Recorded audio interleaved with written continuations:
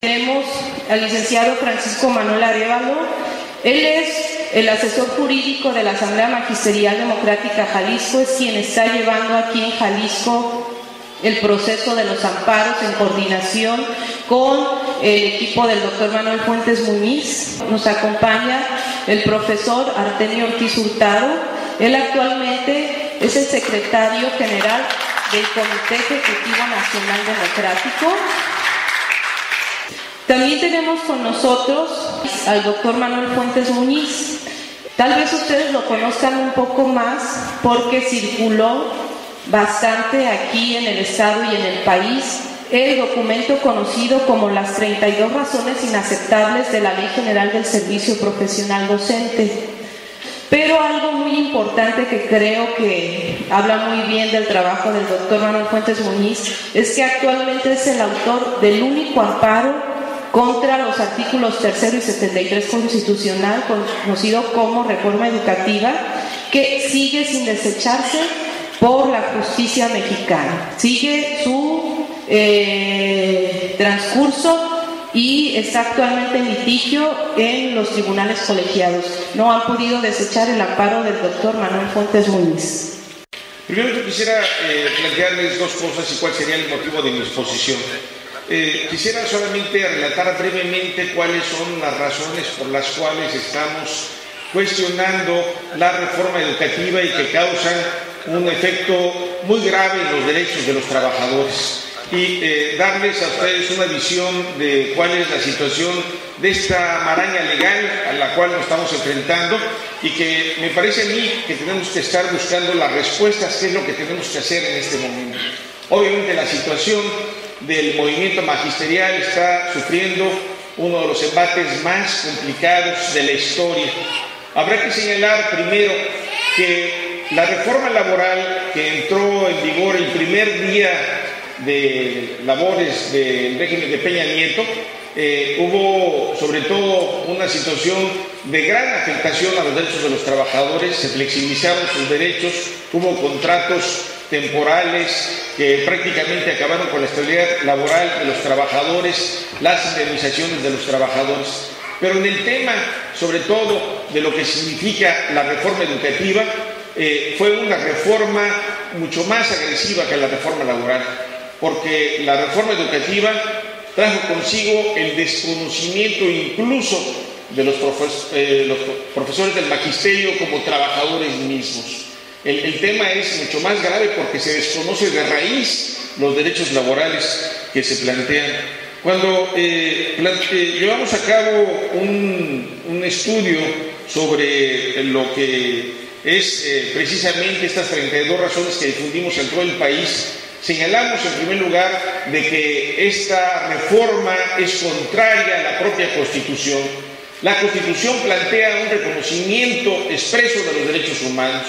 Plantea una cuestión central, que los derechos deben de ser progresivos, son universales, interdependientes, son derechos irrenunciables, y el hecho de que esta reforma constitucional en la que se reconocieron los derechos humanos el 11 de junio del año 2011 y luego en el año de 2013 hubiera habido una reforma constitucional donde se desconocen los derechos de los trabajadores del magisterio, aun cuando esté elevada a rango constitucional, no quiere decir de que sea legítima esa reforma, porque obviamente está atentando contra derechos establecidos de los trabajadores del magisterio.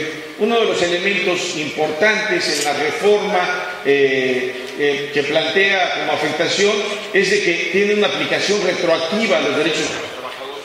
La propia Constitución de la República, en unos artículos transitorios, el artículo 2 transitorio, planteó la derogación de todos los derechos adquiridos de los trabajadores del magisterio. Un tema bastante grave, bastante delicado, porque desde mi punto de vista ningún diputado, ningún senador tiene facultades para desconocer los derechos humanos. Ellos no tienen esa facultad. Los derechos humanos no se pueden desaparecer simplemente por un decreto y mucho menos un presidente de la República. Habrá que señalar que uno de los aspectos que cuestionamos desde el principio es de que convierte esta reforma a los trabajadores en sujetos administrativos. ¿Qué es eso de sujetos administrativos? Hagan de cuenta que, por un lado, el hecho que se les conozca su calidad de trabajadores. El aspecto más importante de un trabajador del derecho laboral es la bilateralidad. Es decir, el trabajador existe y tiene una interlocución con el patrón. Al convertirlo en sujetos administrativos, desaparecen los derechos de la persona, se les convierte en un objeto. Y obviamente es como si fuera el decreto del rey, lo único que importa es lo que diga el rey y desaparecen esos derechos. Obviamente esta situación es bastante grave porque plantea un desconocimiento del artículo 123 constitucional. Habrá que señalar de que son 4 aspectos fundamentales: los temas del ingreso, los temas de la promoción, reconocimiento, permanencia en el empleo, que obviamente borran condiciones efectivas para los trabajadores, pero además hay un tema muy grave en la Ley General del Servicio Profesional Docente, de que plantea un ataque a la soberanía de los estados. Un simple secretario de Educación Pública puede tener derecho a imponer a un Congreso del Estado, a un gobernador, los lineamientos sobre los cuales pueda dictarse una ley de educación. Eso es inadmisible, eso no puede ser, eso es absurdo. Y sin embargo, los diputados, los senadores aprobaron una reforma de esta naturaleza que desde mi punto de vista no puede tener vigencia porque pues simplemente es atentatoria contra la propia Constitución. Obviamente los temas son muy delicados. En este sentido habrá que señalar que de los temas básicos atentatorios a los derechos humanos es la cancelación de los derechos colectivos de los trabajadores. Ellos aducen de que un sindicato corrupto era un tema que significaba un obstáculo para los trabajadores, y lo que hicieron fue quitar toda posibilidad que los trabajadores se puedan defender colectivamente. Esto es obviamente contrario a cualquier instrumento internacional en materia de derechos humanos. ¿Por qué se quita el derecho de la representación colectiva? En este sentido, la Ley General del Servicio Profesional Docente, la propia Constitución, señala claramente que los trabajadores del magisterio no tienen derecho a la representación sindical. En este sentido, lo que viene a señalar es de que cuando haya sindicatos independientes, estatales o de cualquier naturaleza, no tienen injerencia en la ley, no caben. Cuando la ley federal burocrática o las leyes estatales planteaban, o cuando están escritas ahí, de que es necesaria la participación del sindicato en cualquier escenario, bueno, sobre todo en los temas de estabilidad en el empleo. Obviamente esto trae como consecuencia que los temas de los contratos colectivos de trabajo, de las condiciones generales de trabajo, no se puedan considerar. Esos libros ya no son un instrumento para los derechos del magisterio. En este sentido, al sustituir el trabajo docente basado en derechos laborales, lo sustituye por un servicio profesional docente, en donde hay un tema de unilateralidad, en donde solamente lo que importa es la decisión de la autoridad y no así de los trabajadores. Prácticamente se diseñó la ley para plantear que el trabajador docente se enfrente en lo individual frente al Estado, a todo el aparato estatal, el trabajador, no más su sindicato, no más la coalición, solamente él enfrentado a lo que es este universo. Y obviamente, ¿qué es lo que se busca? Obviamente tienen temor a la organización de los maestros y por eso intentaron bajo decreto de que desapareciera la organización de los trabajadores. Hay 3 aspectos en los temas de ingreso, cuando hay alguna decisión que se pueda cuestionar, en los temas de promoción, en los temas de reconocimiento que puedan ser evaluaciones. Los trabajadores no pueden acudir a los tribunales laborales, tienen que acudir a los tribunales administrativos, estatales o federales, con el fin de que puedan impugnar estas reclamaciones. Se salvó, por llamarle de alguna manera, que en los temas de separación los trabajadores puedan acudir a los tribunales laborales, pero yo digo, ¿de qué sirve que puedan acudir a los tribunales laborales si el tema de la inamovilidad en el empleo desaparece? este derecho que tenían los trabajadores de que antes de ser separados tenían que ser escuchados en juicio ante los tribunales laborales, ha desaparecido. Esta situación que se plantea en el artículo 75 de la Ley General del Servicio Profesional Docente, desde mi punto de vista es gravísimo. Plantea un juicio sumario en donde el que determina y establece las reglas de todo es el propio patrón. El artículo 75 señala que cuando haya una posible infracción del trabajador, el patrón le hará llegar un comunicado diciéndole has cometido una falta.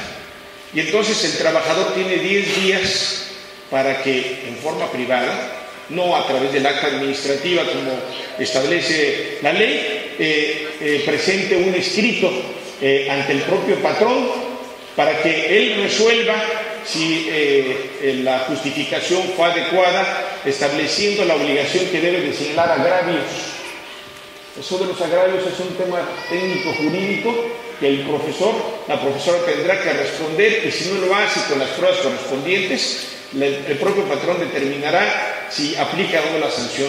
Tenemos casos, por ejemplo, en Ticul, en Yucatán, en donde una profesora se le levantó un acta un viernes y el lunes ya no se le permitió la entrada. Esta cuestión es bastante grave porque la propia ley establece situaciones en donde al no haber intervención del sindicato ni de condiciones generales de trabajo, obviamente elementos y resuelve, solamente vamos a poder analizar esa parte. Obviamente es una situación bastante grave la que se está planteando. Obviamente los nombramientos definitivos con esta circunstancia desaparecen porque quedan al criterio del patrón el poder en cualquier momento la separación de los trabajadores, y además él puede incluso hasta inventar, decir, este trabajador se negó a ser evaluado, vale más la decisión del patrón. El patrón dice, es por este motivo, ni siquiera tiene que justificarse ante nadie, dice, lo separo por este motivo, puede presentar testigos falsos, separa el trabajador y el trabajador tiene que estar peleando 7, 8, 10 años para intentar demostrar de que él nunca se opuso a ser evaluado como lo está pretendiendo llevar a cabo la legislación correspondiente. Es un tema en donde permite la contratación por horas, la eventualidad, llevar a cabo acciones que desde mi punto de vista traen como consecuencia esta separación sin responsabilidad para el patrón.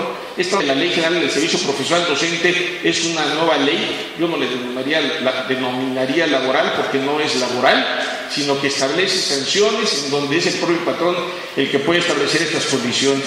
Realmente lo que yo podría señalar a reserva de poder analizar con mucho cuidado estos temas es precisamente entender qué es lo que está pasando.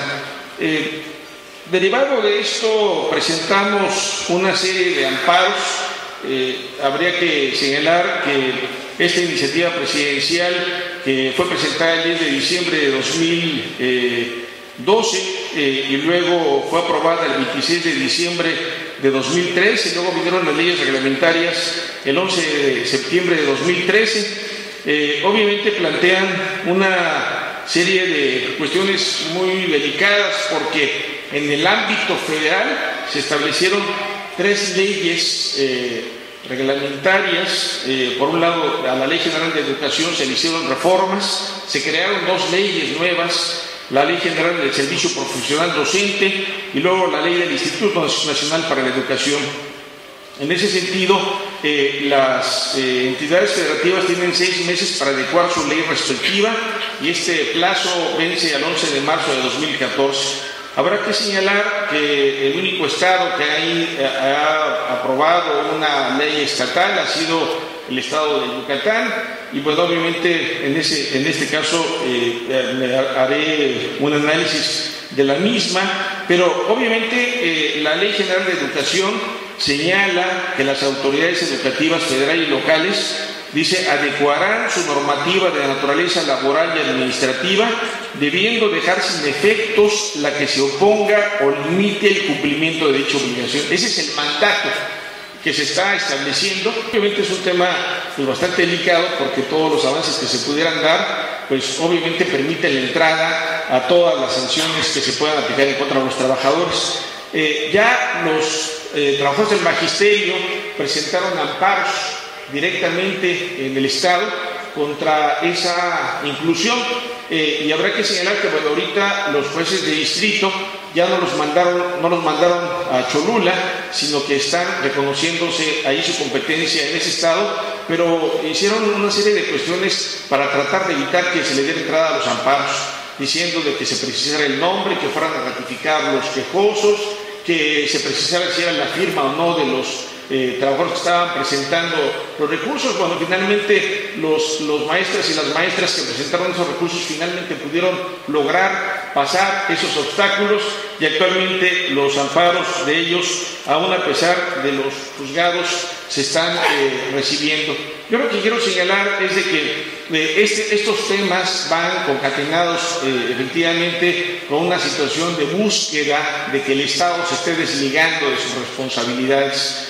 Esta creación de este artículo 6 de la Ley General de Educación lo hemos cuestionado porque la forma como fue redactado dice: la educación que el Estado imparta será gratuita, pero dice: las donaciones o cuotas voluntarias destinadas a dicha educación en ningún caso se entenderán contraprestaciones del servicio educativo.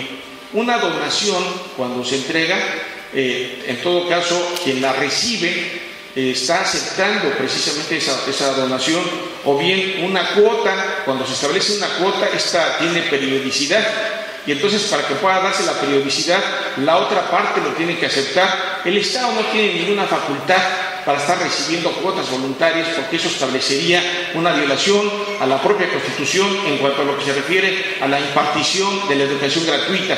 Al momento de que se convierte esto en un tema bilateralidad, el Estado no puede aceptar este tipo de recursos, pero sin embargo los está aplicando.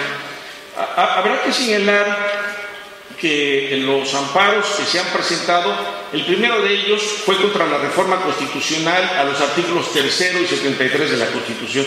Ahí presentamos cientos de amparos de miles y miles de compañeros, y los amparos que presentamos hasta antes del 3 de abril del año 2013 entraron sin ningún problema, pero después del 4 de abril de 2013 los empezaron a desechar sobre la base de una ley de amparo que entró en vigor precisamente semanas después de la aprobación de la reforma educativa, y en el que un artículo 61, fracción primera, dice que son improcedentes los amparos contra las reformas constitucionales. Entonces, presentamos los amparos después de esa fecha y los jueces simplemente dijeron: no pasan, la propia ley de amparo lo señala.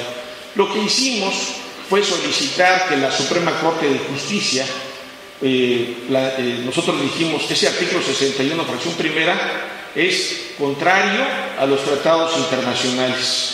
Revisen ustedes el artículo 25 de la Convención Americana sobre Derechos Humanos, que además esa Convención Americana sobre Derechos Humanos tiene el mismo rango que la Constitución, y dice allí que toda persona tiene derecho a un recurso para impugnar cualquier resolución. Y entonces estamos diciendo de que ese artículo es contrario no solamente a la Convención Americana, sino al propio artículo 14 de la Constitución, que dice que nadie puede ser privado de sus derechos si no es mediante un juicio. Entonces, ¿cómo es posible de que no se puedan impugnar las reformas constitucionales? Por eso ahora están metiendo basura en la Constitución, la reforma educativa, la reforma fiscal y demás, con el fin de que según ellos no se puedan impugnar. Actualmente estamos peleando en los tribunales colegiados del circuito, porque la Corte dijo que no era un asunto trascendente, y entonces lo mandó a los tribunales colegiados del circuito.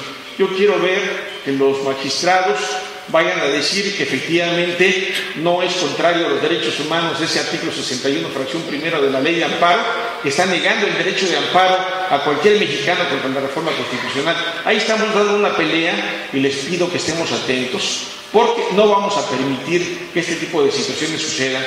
Cualquier magistrado que quiera pretender imponer, desconocer un derecho fundamental, obviamente tenemos que estar levantando la voz y organizarnos sobre este tipo de cuestiones. Estamos presentando amparos contra las leyes reglamentarias generales. Ha sido un tema bastante complicado, porque han sido miles y miles de compañeros los que presentaron los amparos, y que finalmente cabe señalar, y lo dimos a conocer públicamente, un juez sexto de distrito con sede en Cholula hizo un acuerdo que fue publicado el miércoles de esta semana, que dice: con las demandas que se dio cuenta se decreta de manera oficiosa su acumulación. Lo anterior en atención al exorbitante número de amparos presentados en contra de las leyes secundarias, comúnmente se conocen como reforma educativa. Fíjense lo que dicen: en atención al exorbitante número de amparos. Conviene señalar que este juzgado federal carece de los recursos humanos y materiales suficientes para tramitar los juicios individualmente. Es la confesión de la crisis del sistema judicial ante los reclamos de los maestros. Luego dice: por lo que la acumulación resulta la única medida con la que este órgano de control constitucional puede acelerar, en la medida de lo humanamente posible, la admisión, trámite y resolución de las múltiples peticiones de amparo que han hecho valer cientos de miles de agraviados. Obviamente, esta es una confesión de un juez, que no lo ha querido admitir ni el presidente de la República ni el secretario de Educación Pública, donde demuestra que son cientos de miles los profesores y profesoras que están inconformes contra esta aplicación de la ley. Quieren ocultarlo. Hemos ido a visitar los juzgados con el maestro Artemio y en el piso de los juzgados se encuentran los amparos. No saben qué hacer estos sujetos, y bueno, ahora lo que quieren es acumular 40, 50 expedientes como si fueran costal de papas, decía yo, los derechos de los trabajadores, y vamos, y todos en conjunto se plantea esta resolución. El día de ayer presentamos ante el Consejo de la Judicatura una queja ante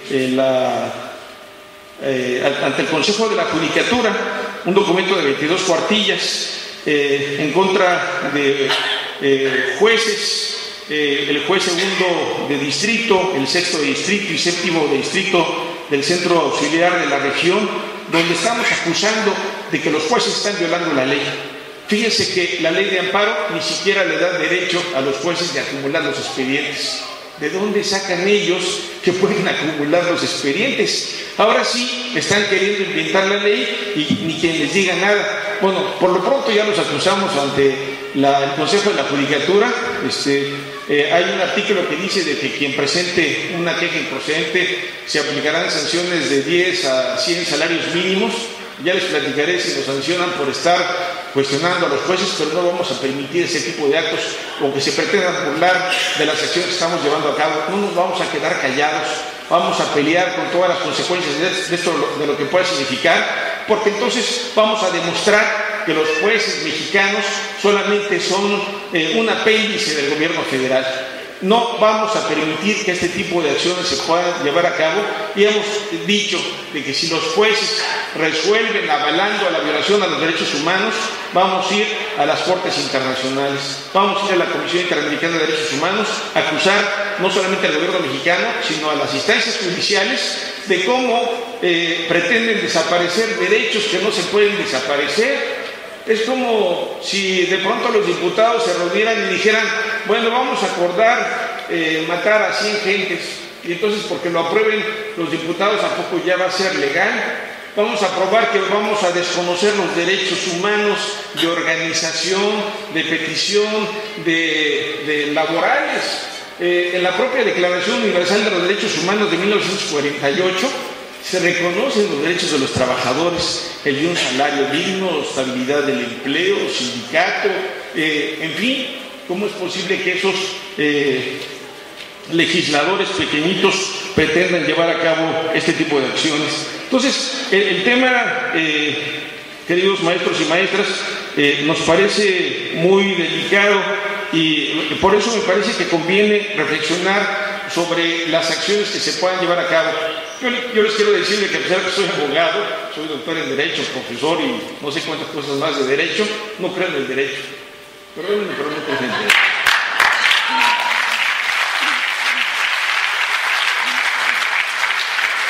Yo lo que les digo, creo en la justicia. Y a través de las acciones de derecho tenemos que hacer valer la justicia. Porque el derecho lo han destrozado para fines de intereses personales de funcionarios, de empresarios y demás. Llevamos la reforma energética cómo la están llevando a cabo. Ese derecho está haciéndolo a modo y no debemos de permitir que el derecho pueda estar por encima de la justicia. En ese sentido, lo que tenemos que estar teniendo claro es que hubo profesoras o profesores que no presentaron amparos contra la reforma constitucional. Algunos me dicen que ni siquiera nos enteramos, abogado.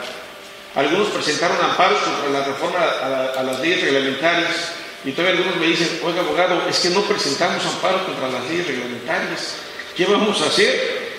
Aquí simplemente les puedo decir de que contando la forma como elaboraron la ley fue como para meterlos en una telaraña a los trabajadores del magisterio, porque se tienen que amparar contra la reforma constitucional, contra el desechamiento de la ley de amparo, contra las leyes reglamentarias generales, contra la publicación de las leyes reglamentarias estatales, cuando se publica aquí en este estado la ley estatal que avale la reforma educativa, tendrá que llevarse a cabo un amparo, otro amparo, contra los lineamientos de la SEP que tenga afectaciones contra los derechos de los trabajadores, otro amparo tendrá que presentarse. Cuando vengan sanciones particulares para los trabajadores que lleven a cabo una aplicación de la Ley General de Servicio Profesional Docente, es necesario ampararse, porque obviamente tendrá que haber un aval, pero lo que habrá que señalar es de que no todos los amparos son iguales. Cuando hay un amparo contra la Constitución o un amparo contra la ley, tenemos 30 días hábiles para presentar un amparo. Pero cuando, por ejemplo, sancionen a una trabajadora del magisterio o un trabajador del magisterio, tienen solamente 15 días para presentar el amparo. Pero el problema es que los juicios no se ganan con amparos. Perdónenme, a veces hay compañeros que dicen, yo soy un profesor combativo porque ya firmé mi amparo, y ya se fue a su casa a ver la televisión, a decir que están luchando, dicen, duro compañeros, no sé qué. Pero con eso no se apoya. Realmente la presentación del amparo solamente es una de las acciones, pero tenemos que entender que los amparos para ganarse requieren de demostrar la afectación. Necesitamos pruebas para demostrar que está afectando la reforma constitucional, la Ley General del Servicio Profesional Docente, cómo nos está afectando.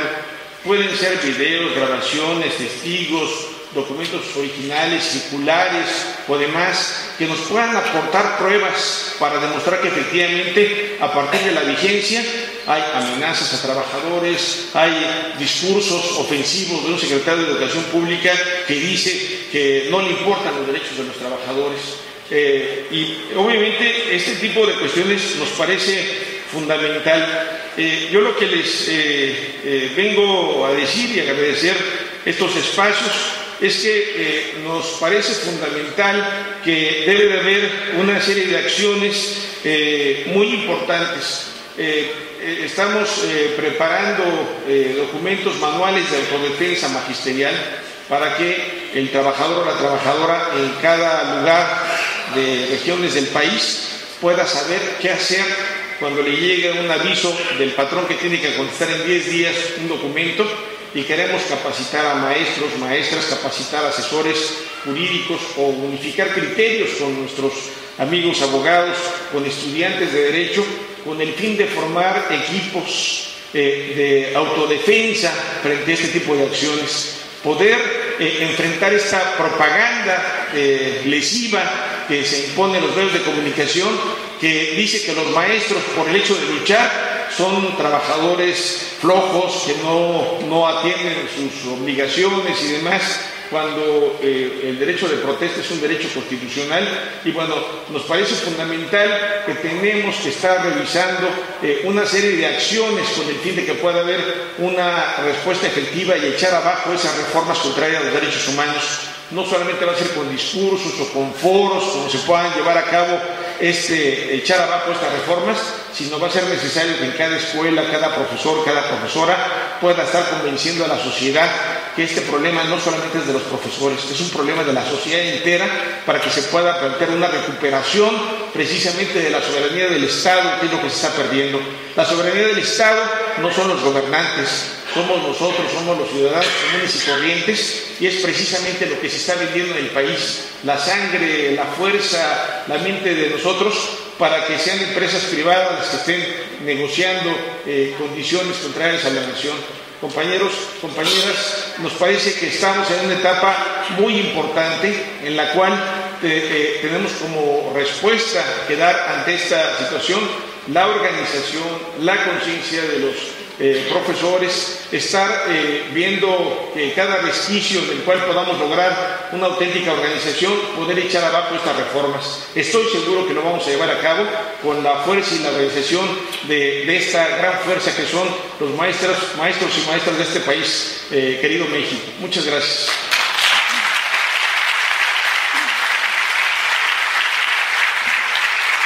Vaya un saludo para los trabajadores de la educación de México, como una muestra de solidaridad en la medida de nuestras posibilidades. Y que quede claro que nuestro propósito es hacer causa común con los explotados de México, de América Latina y del mundo. Eso de ser maestro no es tan fácil como imaginan los que ven de lejos. Al fin y al cabo, son los más pendejos los que pregonan magisterio fácil.